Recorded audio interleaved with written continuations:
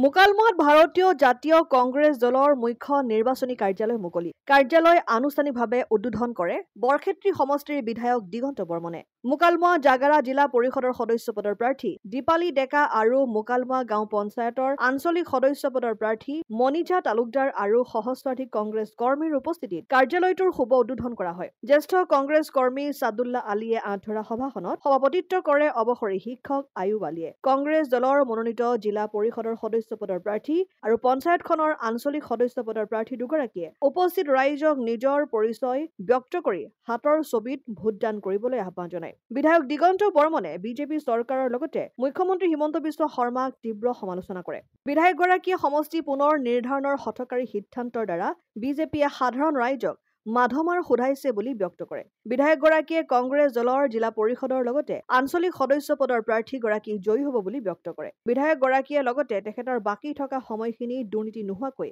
ৰাইজৰ হকে কাম কৰিব বুলিও ব্যক্ত কৰে। মুকালমুৱাৰ পৰা শংকৰ দাসৰ ৰিপৰ্ট, অসম আদিত্য।